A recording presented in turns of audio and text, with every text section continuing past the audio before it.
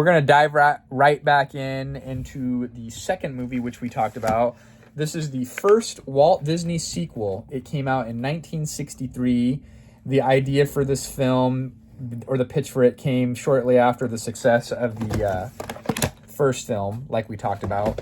Walt Disney's daughter said that her father hated doing sequels, and the only reason that he allowed this movie is there was a lot of good material that they had that they did not use in the first film, and he didn't want it to go to waste. So then he allowed this movie to be made. It is not considered anywhere near as good as this. I think the Rotten Tomatoes score is very skewed because there's only 8 critics reviews, and the film for this Rotten Tomato average, critic average, is 88%. Which is shocking, but then the audience score with 2,500 people reporting in for this, again, I don't think people like older films, 48%.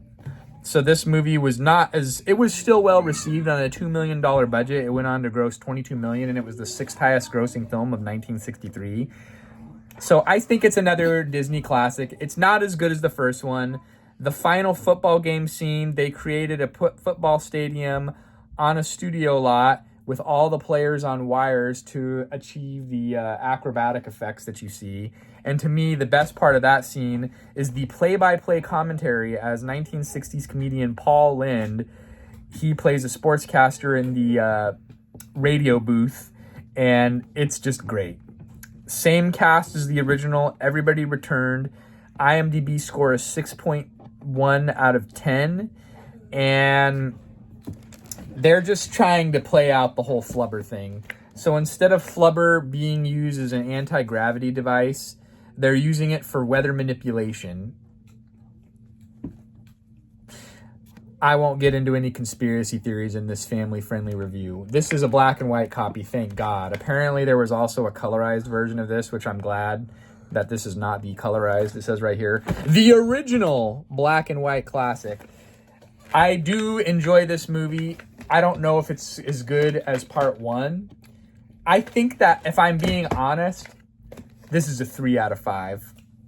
What do you think, Samuel? What do I think? What do you think about part 2, Son of Flubber? I'm kind of the same with you.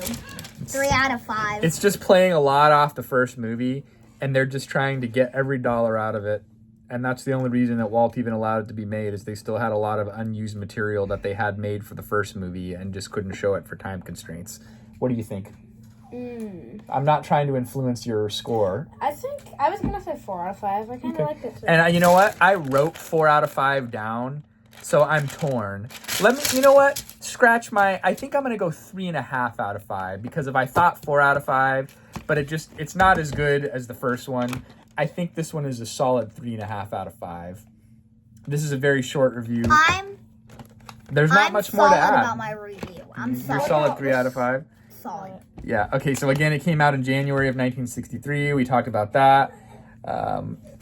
It's a good movie. It's just not as good as the original. But it's still a very fun movie, and they pair nicely watching it back to back. So that's it, folks. We have limited stuff to talk about for this film.